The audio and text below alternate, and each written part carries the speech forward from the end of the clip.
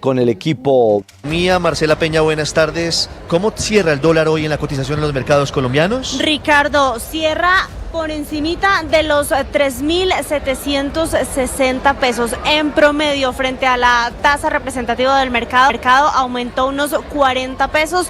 Se negociará mañana oficialmente en 3.743 pesos, un movimiento fuerte que se da justo después de la revelación de una encuesta en la que le fue muy bien al presidente Gustavo, de la encuesta Inbamer para Blue y Noticias Caracol.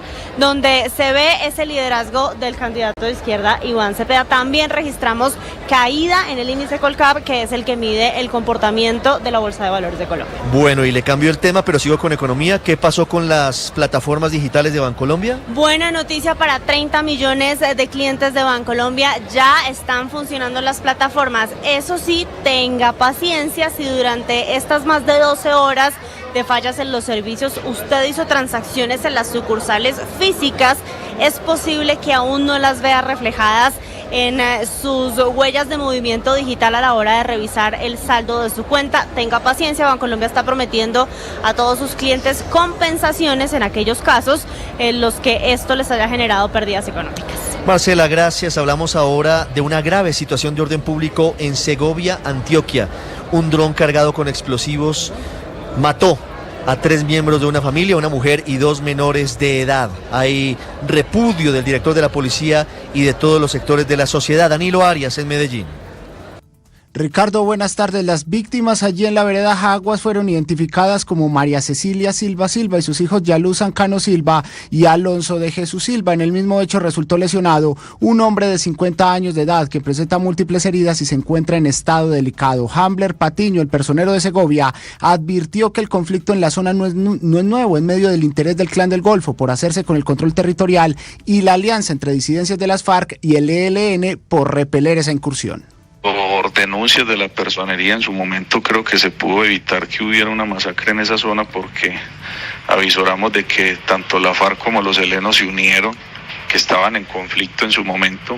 El ejército llegó por denuncias de la personería en su momento. A través de su cuenta en X, el general William Osvaldo Rincón, el director de la policía, rechazó lo ocurrido y aseguró que el acto evidencia el desprecio de los grupos armados ilegales por la vida y la dignidad humana. Ninguna confrontación entre estructuras criminales puede justificar ataques contra la población civil, dijo en su mensaje el director de la policía, Ricardo.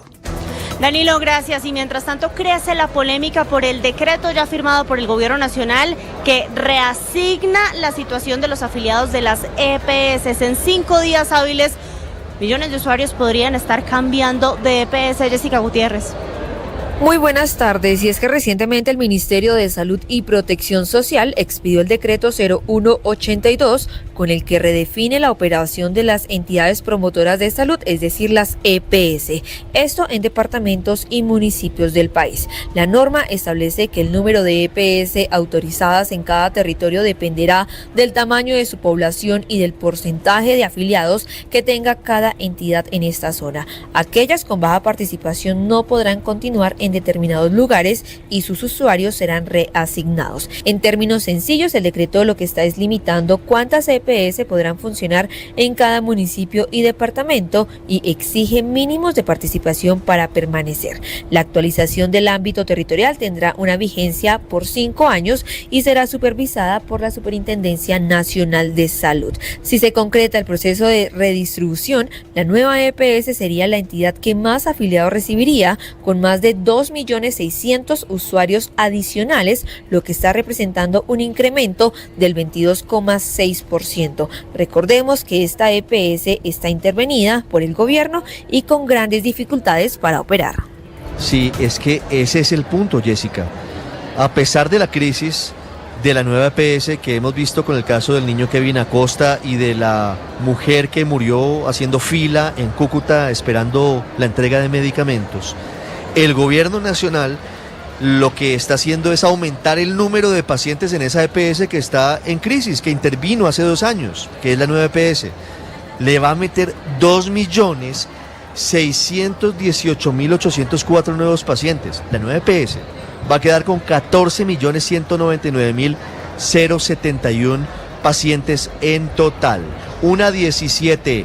hay dura respuesta de nuevo del registrador Hernán Penagos a las dudas que algunos sectores intentan sembrar sobre la transparencia de los resultados de las elecciones del próximo domingo 8 de marzo. Mateo Piñeros. Sí, señor Ricardo, fue en un evento de paz electoral con el procurador Gregorio El Hash. Desde allí el registrador Hernán Penagos se refirió a las consecuencias de la desinformación.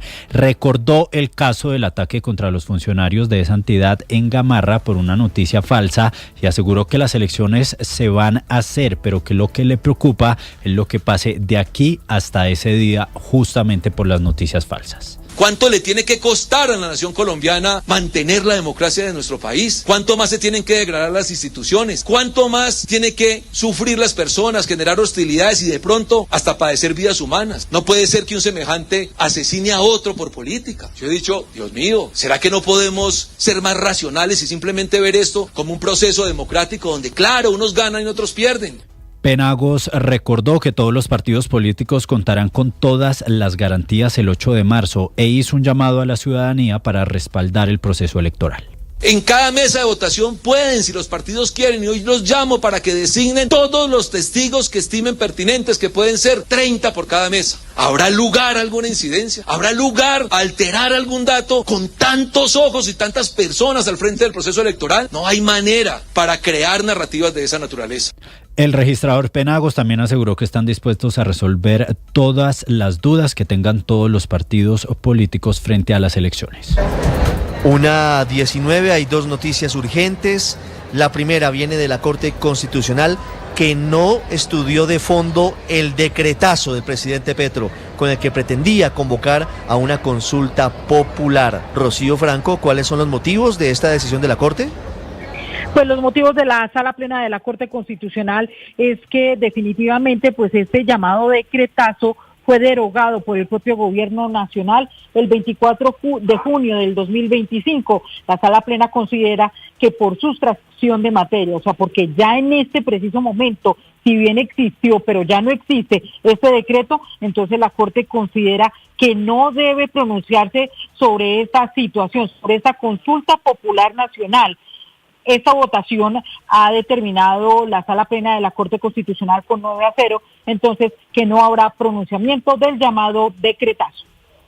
Rocío, gracias. Hoy se esperaba una decisión importante en la Corte Suprema sobre los 6 congresistas de la Comisión Interparlamentaria de Crédito Público que están en decisión, no se sabe todavía si serán o no llamados a juicio, por haber presuntamente pedido contratos a cambio de firmar unos avales, unos conceptos para empréstitos que habrían sido negociados con el ministro de Hacienda, Ricardo Bonilla.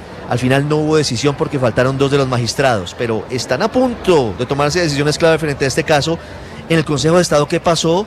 La situación frente a estos 6 congresistas, Felipe García, sobre la posibilidad de que pierdan la investidura y se decrete su muerte política. Hola Ricardo, buenas tardes. Pues la defensa de la congresista Karen Manrique le pidió a la Procuraduría apartar al procurador delegado que adelanta la investigación disciplinaria por el caso de la Unidad Nacional de Gestión del Riesgo. Los abogados aseguran que en el expediente se incluyeron testimonios que no existen formalmente y que incluso se habrían tergiversado declaraciones clave. Además advierten que parte del material probatorio presenta patrones que según ellos sugieren posible uso de inteligencia artificial en la construcción del documento, lo que podría poner en duda la objetividad de este proceso. Con esos argumentos, la defensa pidió revisar la actuación del funcionario y designar un nuevo delegado para garantizar imparcialidad y evitar futuras nulidades. La Procuraduría entonces deberá evaluar la solicitud y definir si mantiene al investigador o realiza cambios en uno de los procesos disciplinarios más sensibles del momento. Felipe, gracias. Y vamos a hablar de una de las noticias más importantes en la región, porque escala nuevamente la tensión diplomática entre Colombia y Ecuador. Ecuador anuncia un incremento de los aranceles a los productos colombianos del 30 al 50%, que sería efectivo este 1 de marzo. Adriana Bermejo, de la Alianza Informativa Latinoamericana. ¿Qué tal, amigos? Amanecemos con novedades. En Ecuador hace pocos minutos el gobierno nacional informó que se incrementa la tasa de seguridad a las importaciones que llegan desde Colombia y sube de 30 al 50%.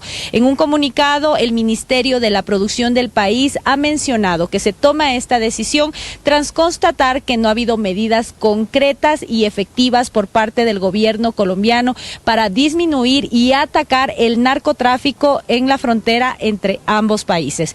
Esta medida, lo que se ha dicho es que entra en vigencia desde el 1 de marzo, pero ocurre en un contexto en que hay prácticamente una guerra arancelaria entre ambos países y en la que tantos los productores como empresarios, exportadores e importadores de ambos países ya han señalado pérdidas al ser tanto Ecuador como Colombia un importante compañero comercial y socio comercial en las ventas entre ambos países. Por supuesto, reiteramos que esta medida entrará en vigencia a partir del 1 de marzo y en el transcurso de la jornada estaremos atentos y pendientes de las reacciones que se generen desde todos los sectores empresariales, sobre todo aquí en Ecuador. El día de ayer hubo ya una reunión entre el gobierno y todo este sector empresarial para indicar sobre estas pérdidas que ya se están generando desde que se están ejecutando estos aranceles, esta tasa de seguridad, al menos por parte del Ecuador. Nosotros seguiremos pendientes de lo que ocurra y por supuesto seguiremos informando. Este es un reporte desde Quito, Ecuador, para Caracol. Adriana, gracias. Y para Blue, hablamos de las inundaciones, de las lluvias. Hay nueva alerta, atención, en La Mojana Sucreña y en municipios cercanos, ojo, a Hidroituango, por el incremento en los niveles del río Cauca. ¿Qué información hay a esta hora, Vanessa Saldarriaga?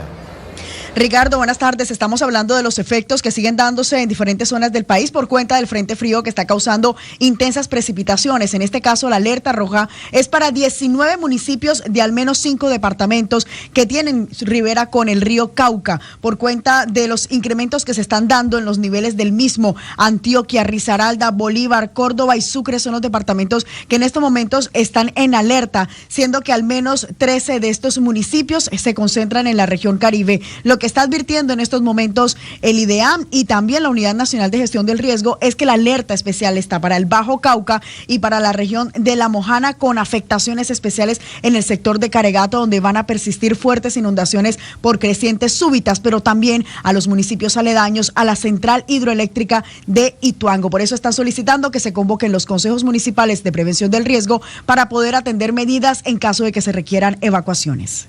Muy pendientes, Vanessa, de la evolución de la emergencia por lluvias allí en el norte del país. Mientras tanto, en Bogotá las autoridades ya tienen clara la teoría de qué fue lo que ocasionó la riña entre hinchas del Atlético Nacional. Al parecer, todo fue por cuenta inaceptable, de hombre.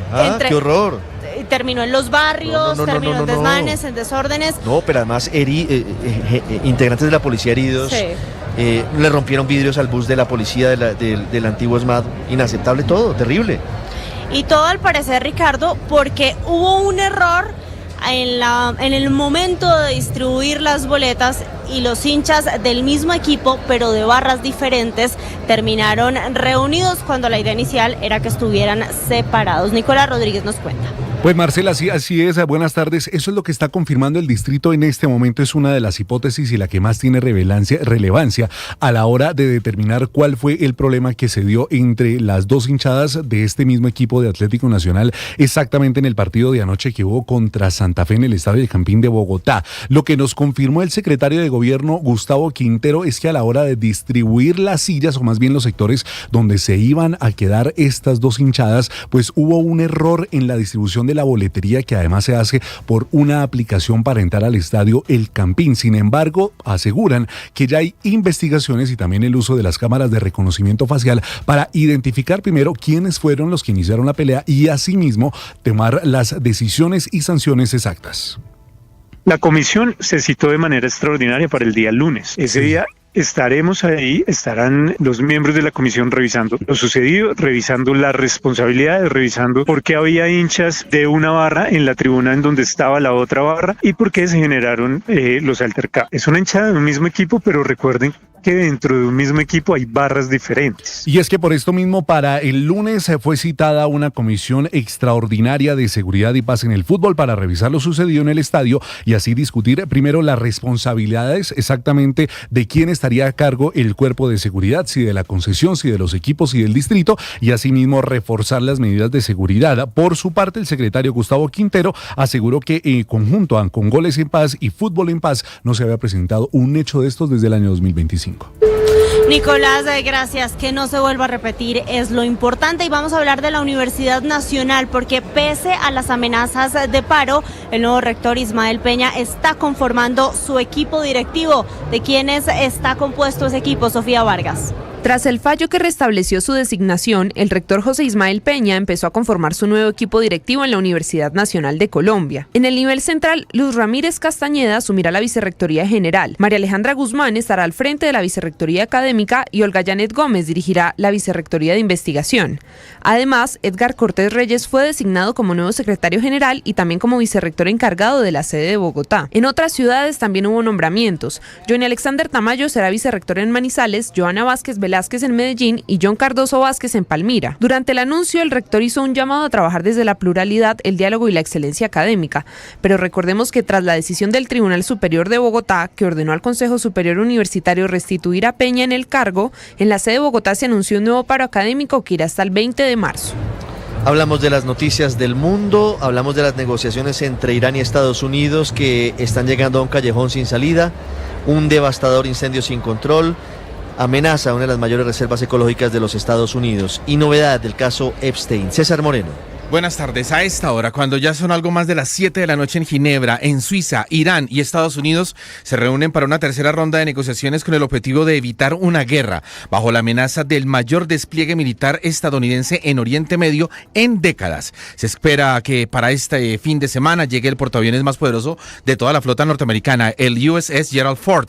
Irán insiste en que las negociaciones deben ceñirse al programa nuclear, que no se le debe cancelar, pero Estados Unidos es tajante y no va a permitir que el régimen de los ayatolás se haga con un arma nuclear. Quiere que Teherán destruya sus plantas nucleares y entregue el uranio. Irán dice que no y quiere abordar también el tema de los misiles y el apoyo que da Teherán a grupos terroristas en Oriente Medio como Hezbollah y Hamas. Las dos delegaciones sostuvieron conversaciones durante la mañana de hoy en la residencia del embajador de Omán. Hicieron una pausa y cuando ya cae la noche allí en Suiza siguen hablando. Estaremos atentos a estas conclusiones de la reunión, pero las posturas parecen muy lejanas. Venimos al vecindario, el área quemada por el incendio forestal en los Everglades de Florida, una de las mayores reservas naturales del sur de los Estados Unidos, se duplicó entre ayer y hoy a más de 10,000 hectáreas. Para que nos hagamos una idea, es el equivalente a unas 15,000 canchas de fútbol. Mientras el fuego avanza sin contención y el humo se expande, los bomberos no han podido controlar el incendio, que permanece activo por las condiciones de sequía y la amplia vegetación muerta por las heladas de la ola de frío reciente, lo que crea un ambiente inusualmente propicio para la combustión. Y hay un drama medioambiental también, porque los Everglades es un parque nacional con especies en peligro de extinción como cocodrilos y panteras. Y por último, la exsecretaria de Estado de los Estados Unidos y mujer del expresidente Bill Clinton, Hillary Clinton, declaró en el Comité de Supervisión de la Cámara de Representantes sobre su presunta relación con el delincuente sexual Jeffrey Epstein, fallecido en la celda de la prisión en la que permanecía en el 2019. Durante su audiencia, Hillary aseguró que no tenía información sobre las actividades delictivas de Epstein e insistió en que el presidente Donald Trump se ha interrogado bajo juramento. Mañana tiene que declarar Bill Clinton ante la misma comisión. César, y crece la tensión entre Cuba y Estados Unidos luego de la muerte de 4 tripulantes de una lancha a manos de las fuerzas militares cubanas que afirman que estos eran mercenarios que intentaban llegar al territorio de la isla. En Washington, Juan Camilo Merlano. Cuba se defenderá con determinación y firmeza frente a cualquier agresión terrorista y mercenaria que pretenda afectar su soberanía y estabilidad nacional. Es el pronunciamiento más reciente del presidente de Cuba, Miguel Díaz-Canel, a propósito del incidente con una lancha matriculada en Florida que llevaba 10 individuos. 4 de ellos fueron asesinados por oficiales cubanos bajo el reclamo de que iban a incitar actos terroristas en la isla. Según lo que ha informado Cuba, estos individuos en su mayoría eran cubanos con residencia en los Estados Unidos. Aún falta por identificar la nacionalidad de 3 de los individuos que murieron durante ese incidente. Por su parte, Estados Unidos, a través del secretario de Estado Marco Rubio, ha dicho que adelantarán su propia investigación para poder tomar decisiones sobre la base de la información que las mismas agencias estadounidenses determinen sobre las causas de este hecho y que, de ser necesario, tomarán las acciones que se requieran. Entre tanto, Rusia también está pronunciándose frente a este episodio, denunciando una provocación agresiva de Estados Unidos en contra de Cuba. 1:32, don Octavio, aquí en Anato, en la vitrina turística, me están ofreciendo un tour para ir a Los Roques. ¿Lo compro o no lo compro? Uy, no, por favor, Ricardo. Por favor, reserve varios pasajes. Es uno de los más bellos destinos turísticos de Venezuela. Ojalá podamos ir pronto de nuevo a Los Roques. Octavio, ¿qué tenemos hoy en deportes? Después le pongo el reggaetón ese que dice que cuando podamos volver lo llevamos a Los Roques. Eso. Ahí iremos pronto. Vamos pronto. Hoy hay muchas cosas para hablar y para ver, Richie, con las buenas tardes y el saludo para todos. La Copa Libertadores, hoy va a jugar el Deportes Tolima su partido de vuelta para tratar de clasificar a la tercera fase. También habrá torneo apertura del fútbol en Colombia, va a jugar Millonarios, así que estaremos hablando un rato de eso, de Millonarios, de la Copa Libertadores, de la Europa League y de la Conference League, porque hay actuación de futbolistas colombianos a esta hora en Europa. También habrá fútbol en Brasil, en Argentina, mucho fútbol, mucho béisbol de Grandes Ligas con actuación de colombianos, así que todos los detalles en minutos acá en los deportes en Meridiano Blue.